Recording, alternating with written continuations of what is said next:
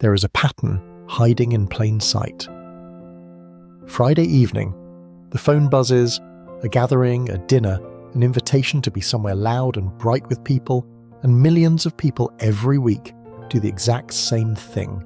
They look at the message, feel a brief flicker of guilt, and choose home, not a dramatic refusal, just a quiet redirect. The couch, a book, headphones, the kind of evening that looks like nothing from the outside, but inside something interesting happens. The shoulders drop, the jaw unclenches. The brain, which has been fielding signals all day like an air traffic controller, finally gets to close the runway and process the backlog. If that sounds familiar, your nervous system has been running an operation you were never taught to name, and the mechanism behind it is more precise than any personality quiz will ever tell you. In 1967, a psychologist named Hans Eysenck, working at the University of London, proposed something that would take 40 years to confirm. He called it the optimal arousal theory. The idea sounds simple, but its implications are enormous. Every human brain has a baseline level of cortical activity, a kind of default electrical hum that runs when no external stimulation is present. No conversation, no noise, no input, just the brain ticking over. Eysenck's insight was that this baseline is not fixed at the same level for everyone. For some people, the default hum is low. Their cortex in its resting state is relatively quiet, and they need external stimulation, people, music, events, novelty, to bring their arousal up into a range that feels alert and engaged. Without it, they feel restless, flat, understimulated. For others, the baseline hum is already high. Their cortex at rest is already busy, processing, replaying, analyzing, planning. For these people, adding external stimulation does not bring the system into a sweet spot. It pushes past it. The dial goes from comfortable to overloaded, and overload does not feel like excitement. It feels like noise. Now here is where it gets interesting. For decades, Eysenck's theory was a beautiful model without direct biological evidence. Then came the fMRI. In 2008, a research team scanned the brains of introverts and extroverts in a resting state, no tasks, no stimulation, just lying still doing nothing. What they found was striking. Introvert brains at rest showed significantly more blood flow in the prefrontal cortex and frontal lobes, regions associated with internal dialogue, long-term planning and memory consolidation.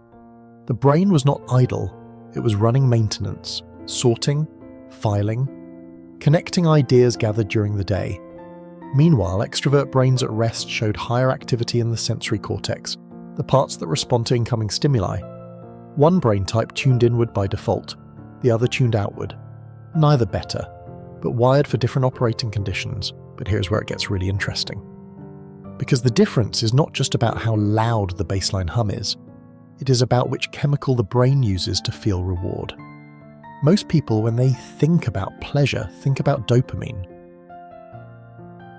And with good reason, dopamine is the headline neurotransmitter. It fires when something new happens, a party, a risk, a compliment, a notification, a first date.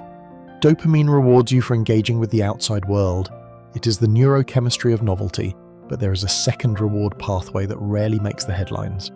Acetylcholine. This neurotransmitter fires under very different conditions. Deep concentration, sustained reading, a long, unbroken chain of thought. The moment when something you've been thinking about for days finally clicks into place. A conversation that goes quiet and deep instead of loud and wide. Researchers Scott and Deering found that in people with high baseline cortical arousal, the ones whose brains are already busy at rest, the acetylcholine pathway dominates. Their brains are not reward deficient. They get their reward from a different source entirely. Depth instead of novelty, reflection instead of stimulation. Not because it is a more evolved path, it is simply a different circuit running on a different fuel. And here is where the whole picture snaps into focus. You walk into a social event. For about 20 minutes, the novelty keeps the system engaged. New faces, new data, enough fresh signal to hold interest. But somewhere around the 30 to 40 minute mark, something shifts. The new signal stops being new. The conversations start repeating their patterns. The noise level, which felt like background at first, moves to the foreground. You start noticing how loud the music is, how bright the lights are, How many simultaneous conversations are competing for processing power in your head? Your eyes begin scanning for exits, for balconies, for the one quiet corner where the signal is lower. This is not social anxiety. This is not poor socialization. This is your cortex reporting clearly and specifically that the incoming stimulation has exceeded its processing capacity. The volume knob has been pushed past the comfort range, and the only way to reset is to reduce the input. Home, silence, a closed door. That book, those headphones, the acetylcholine pathway finally getting its turn to deliver the reward the brain has been waiting for all day. All right, the mechanism is clear. Now the part that actually matters for real life. You've heard the standard advice: you need to socialize more, get out of your comfort zone, you will never achieve anything from your couch. This advice carries a hidden assumption that every brain starts from the same resting volume, that the person staying home is simply not trying hard enough. But now you know the circuitry. Telling someone whose cortex is already at high volume to seek more stimulation is like turning up a speaker that is already distorting. The advice is not wrong in the abstract, it is wrong for this specific wiring, and that distinction matters more than most people realize. But here is the part that most people in this space will not say out loud, and it is actually the most important part, because a mechanism is a map, not an excuse, and maps are only useful if they help you tell one territory from another. Sitting at home because your acetylcholine pathway rewards depth, because your cortex is already full, because your nervous system genuinely recovers in quiet, that is one landscape.